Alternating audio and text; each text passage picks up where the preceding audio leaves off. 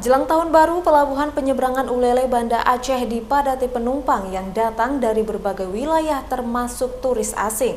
Pihak otoritas pelabuhan terpaksa menambah 4 kali trip penyeberangan menuju Balohan, Sabang. Jalur penyeberangan pelabuhan Ulele Banda Aceh disesaki penumpang yang datang untuk menikmati akhir tahun ke Pulau Weh, Kota Sabang. Karena lonjakan ini, rute penyeberangan harus ditambah hingga 4 trip dan bahkan beroperasi hingga malam, baik kapal lambat maupun kapal cepat. Menjelang tahun baru kali ini, penumpang yang melakukan penyeberangan laut mencapai 4.000 lebih, bertambah drastis dibanding hari normal biasanya yang berkisar 2.000 penumpang. Sementara jumlah penumpang roda 4 yang melakukan penyeberangan ke Sabang perharinya mencapai 392 unit, sedangkan kendaraan roda 2 mencapai 1.133 unit.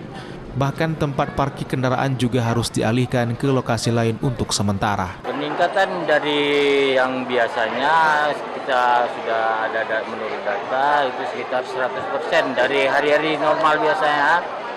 Itu udah peningkatan pergerakan arus penumpang naik dan turun di Pelabuhan Ulele sekitar 100% ada penambahannya gitu. Kalau rata-rata per hari selama libur Nataru ini sekitar 4.200 orang penumpang yang bergerak naik dan turun di Pelabuhan Ulele ini.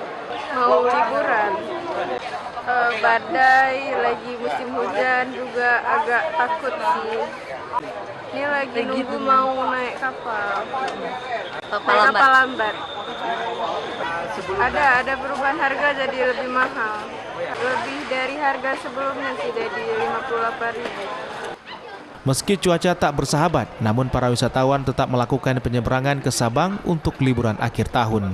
Penambahan trip penyeberangan tersebut mulai dilakukan sejak tanggal 22 Desember hingga tanggal 2 Januari 2024 mendatang. Dari Kota Banda Aceh, Topan Mustafa, iNews melaporkan.